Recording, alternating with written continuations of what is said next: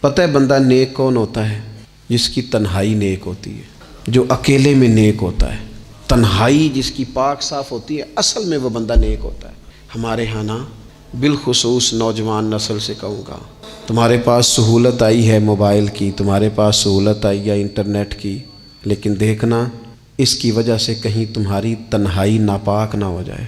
دیکھنا اس کی وجہ سے کہیں تمہارا وہ اکیلے میں جو تمہارا رب رسول سے رشتہ جڑنا چاہیے تھا، سجدے کا نور ہونا چاہیے تھا، اچھی منصوبہ بندی کرنی چاہیے تھی، وہ میلا کچیلا نہ ہو جائے۔ تنہائی جس بندے کی پاک ہوتی ہے وہ نیک ہوتا ہے۔ محفل میں تو ساری اچھی اچھی باتیں کرتے ہیں، محفل میں تو سارے لوگ ہی نیک ہوتے ہیں۔ یہ صحیح بخاری میں حدیث ہے، نبی اکرم صلی اللہ تعالیٰ علیہ وسلم نے فرمایا، میں اپنی امت کے کچھ ایسے لوگوں کو جانتا ہوں جو قیامت کے دن تہامہ پہاڑ کے برابر نیکیاں لے کے آئیں گے۔ تہامہ پہاڑ تھا ایک بڑا سفید رنگ کا، اس پہاڑ کے برابر وہ نیکیاں لے کے آئیں گے، لیکن فرمایا اللہ تعالیٰ ان کی نیکیوں کو ہوا میں اڑا دے گا۔ حضرت ثوبان رضی اللہ تعالیٰ عنہ نے عرض کی، یا رسول اللہ صلی اللہ تعالیٰ علیہ وسلم ہمیں یہ معاملہ کھول کر بیان کر دیں۔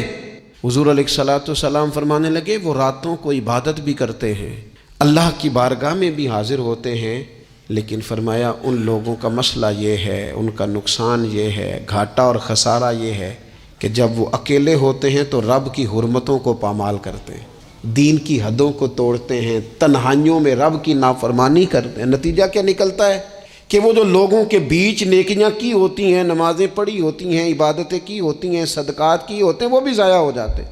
اگر یہ لوگ اپنی تنہائی پاک کر لیں تو ان کی باقی ساری عبادتیں بھی محفوظ ہو جائیں گی۔ اپنی تنہائی پر توجہ دیں، اپنی بالخصوص نوجوانوں، میری آپ سے بڑی درد مندانہ اپیل ہے، اپنی تنہائی میں نا رب کی بارگاہ میں حاضر ہو، اچھے ارادے کرو، اچھی منصوبہ بندی کرو، لمبی دعائیں مانگو۔ اکیلے جب ہو تو پھر نا وضو کر کے رسول پاک کی بارگاہ میں درود و سلام پڑھو، دلوں کو قوت ملے گی، حافظے مضبوط ہوں گے، تمہارے چہروں پر روشنی آئے گی۔